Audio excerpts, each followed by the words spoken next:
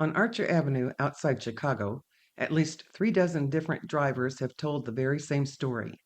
They picked up a young woman in a white dress who vanished before the car ever reached its destination. Welcome back to Real Ghost Chatter. I'm Marianne Paul, America's Lady of Supernatural Thrillers, and I am so glad you're here. Tonight we're headed to Chicago, to a quiet stretch of street called Archer Avenue, and this street is home to what many consider the most famous ghost story in America. It's the story of Resurrection Mary. For nearly a century, Resurrection Mary has been getting into cars, dancing in ballrooms, and vanishing without a trace, always along the same half mile of pavement. What makes this story different from some of the others we've covered is that there is no single sworn statement, no court transcript, and no other legal report. What there is, instead, is decades of ordinary people like cab drivers, church-going family men, and teenage boys walking home, all telling variations of the same encounter. Most of them had no idea the legend even existed before it happened to them. Let's go for a drive. Archer Avenue runs southwest of Chicago, and it is an old road, first cut by Irish laborers building the Illinois and Michigan Canal back in the 1830s. By the time the 1920s arrived, it had become something else, too, a route lined with dance halls, taverns, and no fewer than 7 cemeteries. The dance hall at the center of our story opened in 1921. It was an outdoor pavilion called the O. Henry Ballroom, built by an Australian immigrant named John Verdebar. It burned down in 1930 and was rebuilt as an indoor ballroom. It was there, through the swing and big band era, that young couples from Chicago's South Side went to dance the night away. Big bands played there some nights, loud enough to be heard down the block. On any given weekend, young men and women arrived by the carload dressed in their very best. They were looking for a night out that a hard week of factory or stockyard work made all the sweeter. Years later, the ballroom would be renamed the Willowbrook. It still stands along Archer Avenue today. Just up the road sits Resurrection Cemetery in the town of Justice, Illinois. Catholic burial ground, quiet and well kept. Its wrought iron gates facing the very avenue where, according to the legend, so much would come to pass. The story most often told at the beginning goes like this. Sometime in the 1930s, a young man, who is at times remembered as Jerry, met a beautiful blonde woman at a dance. She wore a white gown and she was quiet, almost shy, but she danced with him all evening, and when the night ended, she asked for a ride home. He gave him an address, but as they drove, she asked him to turn instead onto Archer Avenue, back toward the cemetery. Jerry thought little of it until they came alongside the gates of Resurrection Cemetery, and she asked him to stop the car. When he did, she stepped out, and by the time he turned to say good night, she was gone. She didn't walk away into the dark. She was just gone, as though she had never been there at all. Some versions of the story add a small detail that gives me a shiver. Jerry, or whatever his name may have been, said that despite the warmth of the dance floor, her hand felt cool in his the whole evening. He had thought nothing of it until he was left alone on an empty road. Shaken but curious, he drove to the address she had given him the next morning. A woman answered the door, and when he asked about the young lady who gave him the address the night before, the woman told him her daughter had been dead for almost 3 years. That story, or something close to it, has been repeated by different drivers in different decades ever since. Word of what happened to Jerry spread quickly through the neighborhood, first among friends, then among strangers, until nearly everyone along Archer Avenue had heard some version of the tale. Almost every witness across nearly a century has described her the same way. She was young, in her early 20s at most, with light blonde hair and pale blue eyes. She wore a white party dress, sometimes with a thin shawl draped over her shoulders against the cold, and dancing shoes, the kind meant for a ballroom floor, not the shoulder of a highway. She often carried a small clutch purse. More than one driver said she felt oddly cold to the touch, and that she spoke very little, if at all, offering only a few quiet words before falling silent for the rest of the ride. It is that consistency in the descriptions of those who never knew one another, and many of whom have never heard the legend, that has kept researchers taking this story seriously long after most urban legends would have simply faded away. By the 1970s, sightings of the girl in white had become so frequent along Archer Avenue that a full-time ghost researcher named Richard Crowe managed to collect 36 separate accounts, most from people who swore they had never heard of the legend before it happened to them. Crowe, who spent decades cataloging Chicago's ghost stories, called Resurrection Mary the single most reported and most credible haunting in the entire region. He said this because so many witnesses had no connection to one another and no reason to independently make up the same story. In 1973, Resurrection Mary reportedly turned up at Harlow's nightclub on Cicero Avenue, dancing for most of the evening before disappearing from the floor. That same year, a cab driver walked into Chet's Melody Lounge directly across Archer Avenue from the cemetery gates, asking about a young woman who had climbed out of his taxi without paying her a fare and had simply vanished into the night. Across the street from the cemetery, that same Chet's Melody Lounge has kept up a small tradition of its own ever since that cab driver came in. Every Sunday, the staff pours a Bloody Mary and sets it at the far end of the bar, just in case Resurrection Mary finally decides to come in and claim it. As far as anyone can tell, she never has, though it has become as much a part of the legend as the ballroom or the cemetery gate itself. In October of 1975, the Chicago Tribune reported that two boys walking home along Archer Avenue late one night spotted a blonde girl in an old-fashioned ball gown dancing alone down the middle of the street and acting strangely. Neither boy had ever heard of Resurrection Mary. They went home and told their parents what they had seen, and their parents, who had grown up hearing the legend themselves, contacted researcher Richard Crowe the very next day. One of the most detailed accounts came from a cab driver named Ralph, who told his story to a Chicago columnist in January of 1979, one night before one of the worst blizzards in the city's history. Ralph picked up a young woman along Archer Avenue and said she seemed to grow anxious as they neared the cemetery. She suddenly pointed across the street toward a small building and asked him to stop. He hit the brakes, looked to where she pointed, and when he turned back, the seat behind him was empty. The door, he insisted, had never opened. Other drivers over the years described near misses, swearing they had struck the girl in white with their cars outside the cemetery gates, only to find no one there when they stopped to check.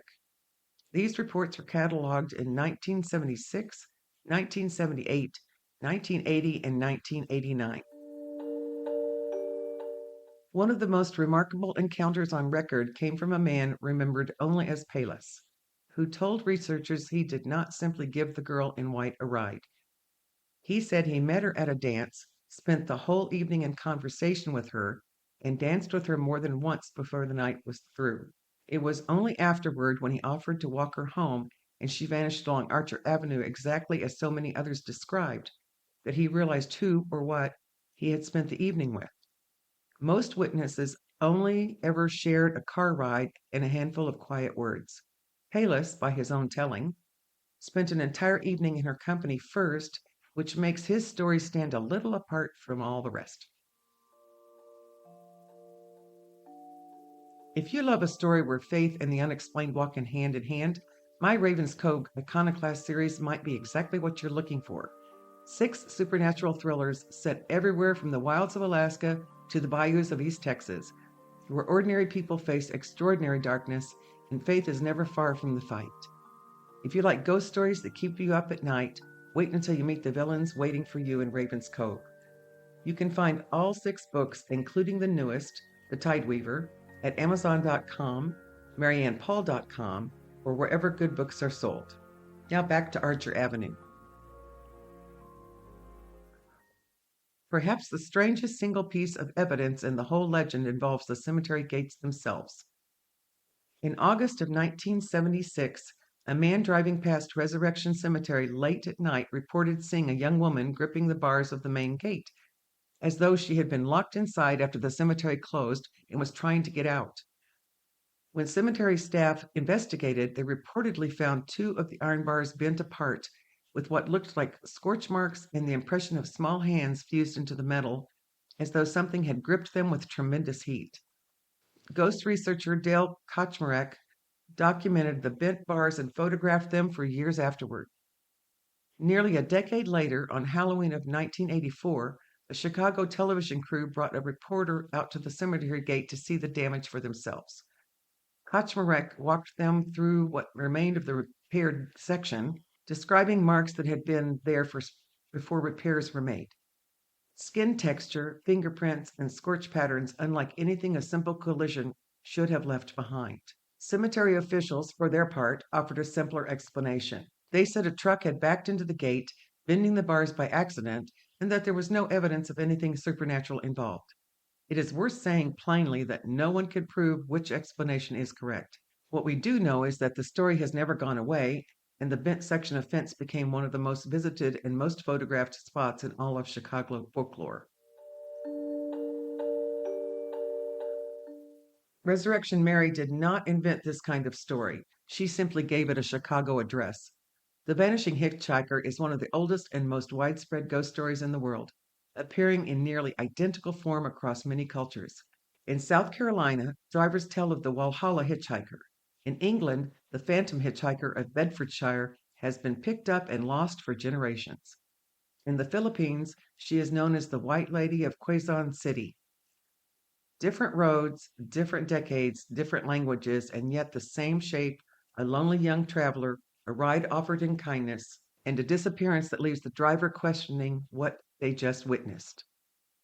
Folklorists believe stories like these endure because they speak to something very old in us, like the fear of dying too young, or the ache of a life cut short before its time, and the quiet hope that something of us continues on past the moment we are supposed to disappear for good. Resurrection Mary was never given her name by a death certificate or a headline. She was named after the cemetery she supposedly returns to, which means the search for her real identity occurred after the ghostly appearances. Historians and researchers combed through decades-old accident reports, looking for a match that already fits a legend fully farmed. For as long as people have told this story, they have also tried to put a real name and a real face to her. Two names come up more than any others. The first is Mary Bregovi, a 20-year-old Polish-American woman who died in a car accident in downtown Chicago in 1934. She is buried not far from the area, though her accident happened nowhere near Archer Avenue, which makes some researchers doubt the connection. The second name is Anna Norkus, sometimes remembered by her middle name, Marija. She was only 12 years old when she died in a car accident in 1927, returning home from a dance at the very same O. Henry Ballroom where our story begins. Newspaper archives from the time confirm the accident was real. Car left the road at Harlem Avenue and 66th Street near the town of Argo, killing Anna instantly and injuring several others riding with her, including her own father. But Anna was a child, several years younger than the young woman so many drivers describe, and she was buried in a different cemetery altogether, which is part of why some researchers believe she does not fit the legend either. Neither name lines up perfectly. Maybe that is part of why this particular ghost has never faded. She was never reduced to a single police report or a single grave marker. She is, in a strange way, every young woman whose life ended too soon along that stretch of road, all of them folded into one restless figure in a white dress, still trying to find her way home. Skeptics point out that a large, well-known cemetery sitting beside a dark highway is exactly the kind of place where imagination and expectation tend to meet. Fatigue, poor lighting, and a story that has circulated for decades can shape what a tired driver believes he sees along a lonely road late at night. That explanation does not account for every detail, particularly the bent bars on the cemetery gate, but is a fair and honest part of the story. I find something quietly heartbreaking about this one. Resurrection Mary simply keeps trying to get home, decade after decade, and she never quite makes it. That empty seat at Chet's Melody Lounge strikes me as a small, honest picture of grief itself, a place kept open for someone who is never quite going to walk back through the door. Every culture, it seems, tells some version of this story, a soul that cannot quite let go of the road home, Maybe that says less about ghosts and more about how deeply human beings long for home in the first place. There is a verse in the book of Psalms that has stayed with me while working on this episode. Psalm 116:7 says, "Be at rest once more, O my soul, for the Lord has been good to you." Whatever you believe about ghosts, I think there is something true in that verse for all of us. So many of us are still walking our own version of Archer Avenue, still trying to get somewhere we can finally find rest, still circling the same road looking for a door that will open and stay opened. The good news of my faith is that rest was never meant to be something we chase forever. It was meant to be received. And unlike that seat kept waiting at the end of the bar, it is not left waiting in vain. It is offered freely to anyone tired enough to finally stop walking and let themselves be carried home. Until next time, may you find your way home safely, wherever that road may lead, and may you never have to walk it alone. And may God's light guide your steps, even in the darkest places. The supernatural world is closer than we think. Sometimes it chills us. Sometimes it reminds us we were never alone. Two worlds, every single day. And the greatest power against the darkness has always been the light. Stay curious, stay faithful, and never mistake the darkness for the whole story. Thanks for listening. Until next time, may the sun always be on your face, the wind at your back, and the good Lord walk beside you.